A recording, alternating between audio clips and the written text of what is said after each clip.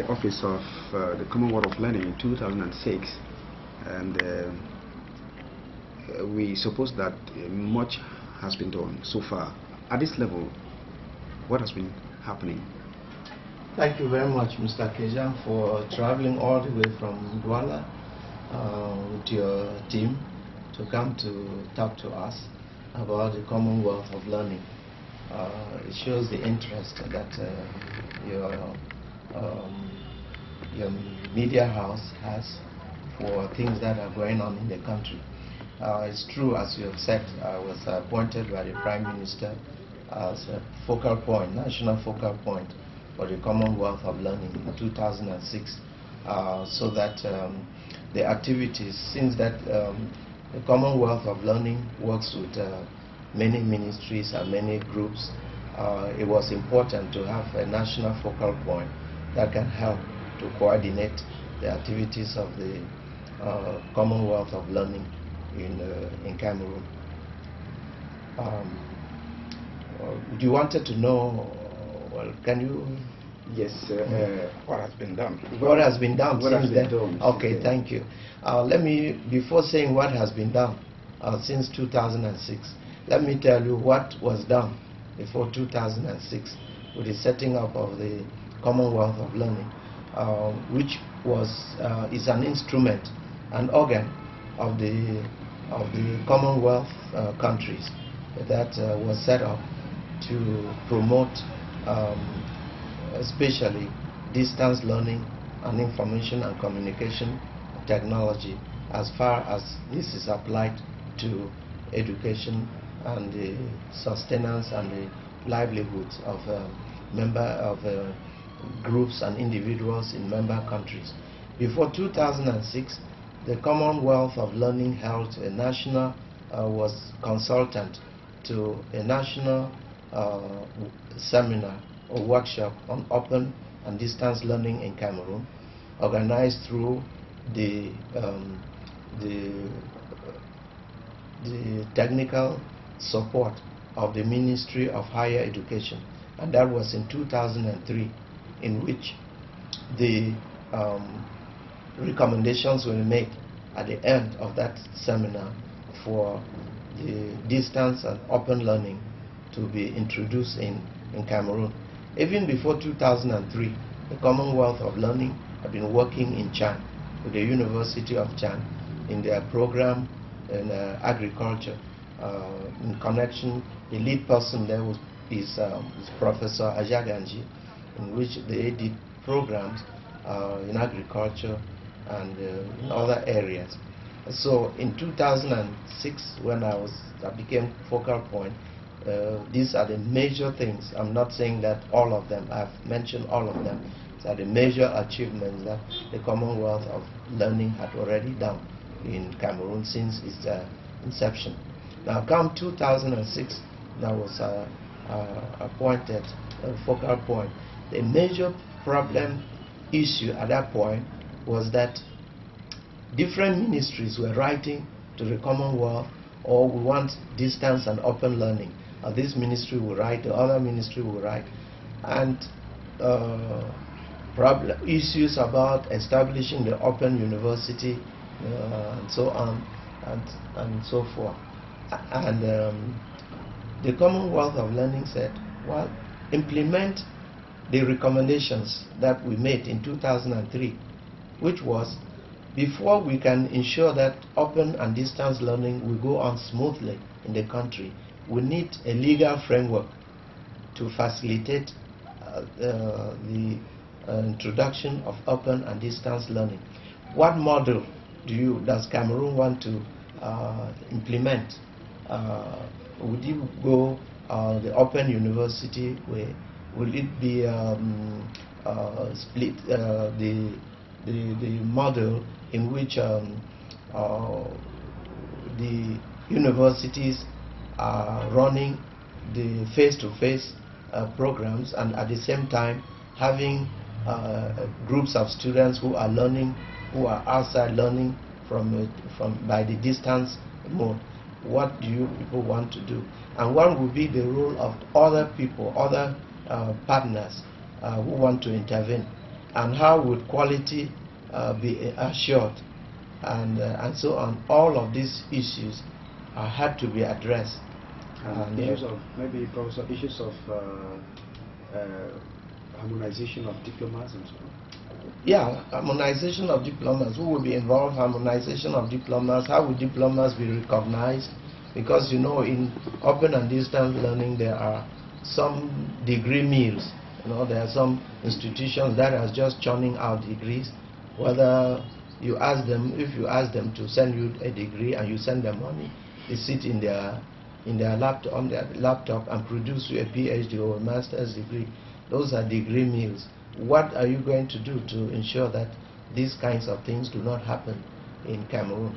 That's why it was necessary to develop a legal framework, and which was done through the support of the Commonwealth of Learning, and they recruited a local consultant, Professor Jaganji, to work with us and the universities concerned, and we produced a document, a draft decree for introducing open and distance learning in Cameroon, which has been sent to hierarchy, and we are waiting whenever it would please the hierarchy, when hierarchy would judge it opportune for that document to be signed. Thank you very much, Prof. So we understand that Commonwealth of Learning is, well, like you rightly explained, a distant learning or learning for development. How far has the non-formal sector of education been faring when it comes to the Commonwealth of Learning? Okay, I was going to continue before coming there to say, and which relates very well to this question, is the next other program which we have done with the Commonwealth of Learning concerns the introduction of the open school in Cameroon, and we have prepared this document and even developed programs for introducing the open school in the ministries of concern with education.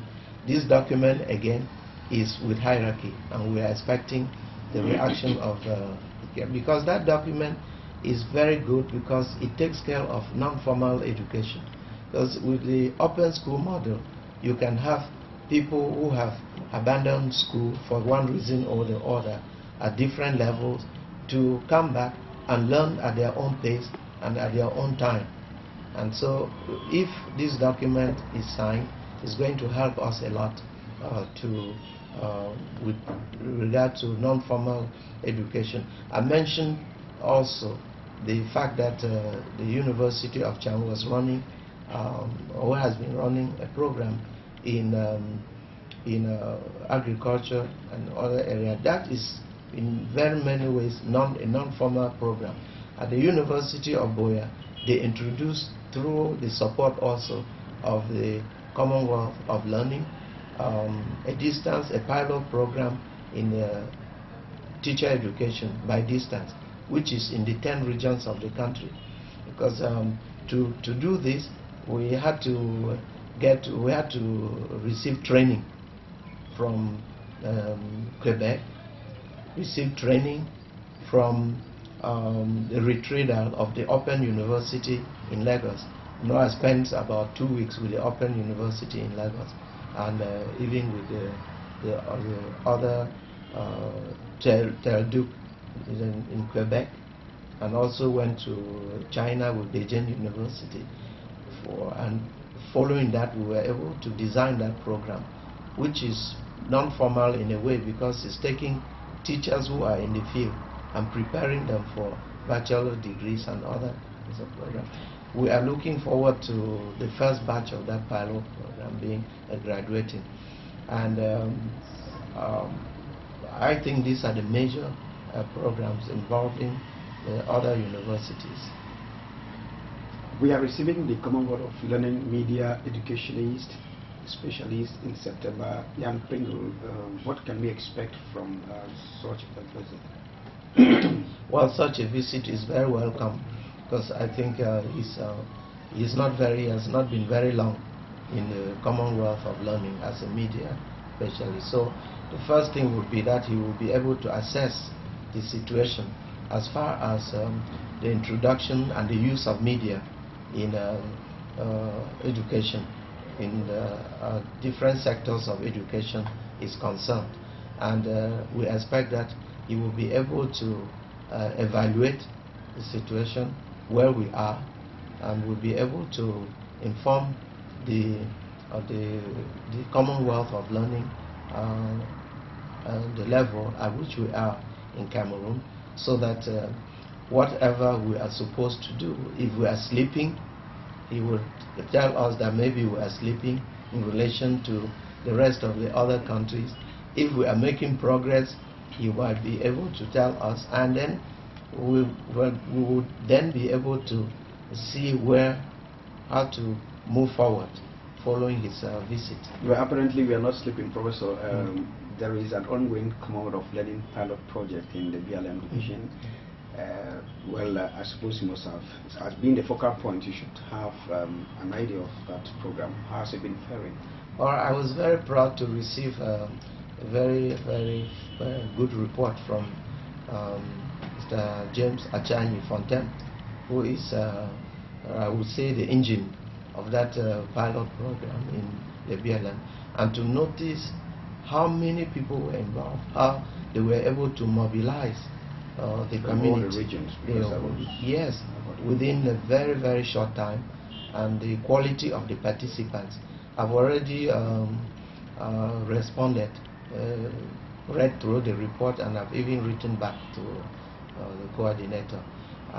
I think that that is a very good program, especially using the radio, the community radio. My wish is that sustainability should be built into the program, because what we have seen in some cases is the Commonwealth of Learning comes in, or any other organization comes in and gives us support, and during the time they are giving us support, we are not thinking about sustainability. When they withdraw, we collapse, and that is what my concern with that program. But as for its potential, seeing the qualities of people, the people who are involved on the ground, I think it has a very good feature. Professor, my Commonwealth of Learning is also promoting gender equity. In fact, a very sensitive issue. As they look at it, the women must be involved, the men must be involved, so there must be that balance. How is this sustaining in Cameroon?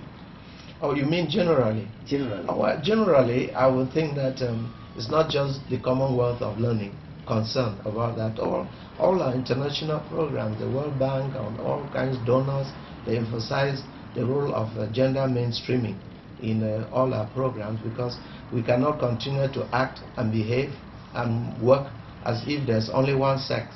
Cameroon, there must be sex balance, and then when there's sex balance, in many ways, then I think the country would advance, because as is often said, the one part of the body cannot move leaving another part behind. All must work together. As far as this matter is concerned in Cameroon, you know, at the level of the state, you know, what the president himself has been able to do in terms of supporting this gender mainstreaming by appointments of ministerial positions. Many women, relatively more women than ever before, are holding cabinet positions. You all know, many are holding positions of senior executives in the government, the parastatal, and also in private areas.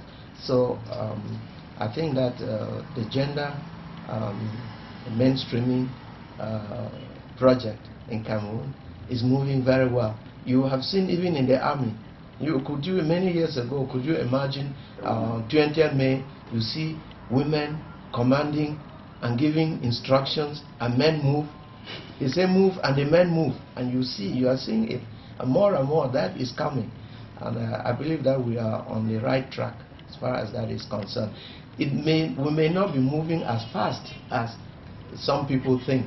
But I think a lot is going on. Well, let me just come back again to this thing. Young Penguin will be visiting Cameroon in September 2011. We know he will probably eventually meet some people, some stakeholders, like the Minister of Communication, Minister of Secondary Education, the focal point of the Commonwealth, etc. How do you look at that? Well, that would be very good. I think the first ministry that we would like him to meet would be the Ministry of Foreign Affairs, because the Commonwealth of Learning has there's a whole minister delegate in charge of the Commonwealth, so he's going to be aware, and I'm sure the Minister John Gute will be very pleased to meet him.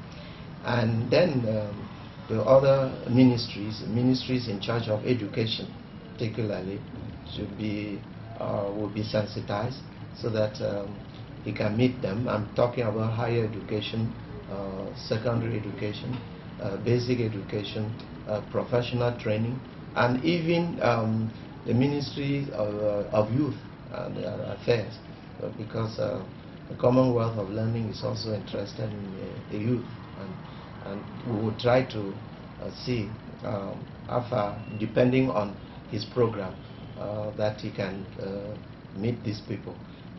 You also know, maybe with the election fever this year, that will be election year in Cameroon. Very busy year. We do not know how disposed things will be, but we'll do our best to ensure that he meets as many people and groups as much as possible. I believe that Mr. James Achanyi from Tambo will advise us so that he can meet people not only in Yaoundé but in Douala as well as in the BLM, and where the pilot project is going on. I hope that you also have time to relax and see the beauty of Cameroon as well. Well, thanks very much. And maybe you will interview him and give him the kind of difficult questions you are giving me here. Thank you very much. Well, we'll close it up. We lost a very an icon, medical icon, Professor Victor Namangu. In fact, torturing indeed. How did you receive such a very sad news on his transition?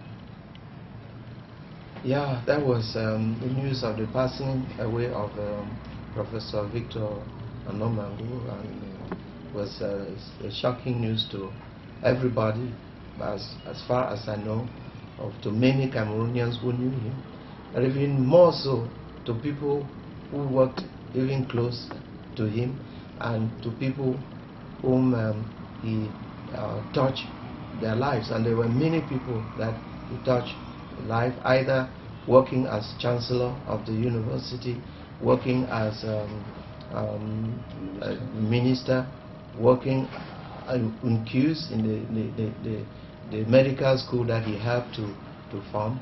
So personally, I had personal experience with him, because when he was Chancellor, that was when I was doing my doctorate degree. The Ministry of Secondary Education sent me to study abroad, but they didn't want me to do a PhD. So I appealed to him, and he wrote supporting my doing it. And then when I'm telling my sponsors that it would be useful, and when I came back, he recommended my employment with the university. And then I also at the University of Yaoundé, Boya, in charge of research and cooperation. I was pleased happy to be in his entourage when the Vice Chancellor, Professor Dorothy Njoma, was attending the Association of the Commonwealth Universities, and 3 of us attended. So I got to know him very well personally, and he always talked about God the final accountant.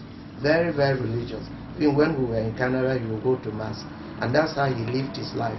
Simple, effective, and one of the greatest scientists that Cameroon has ever produced, and especially in the field of medicine.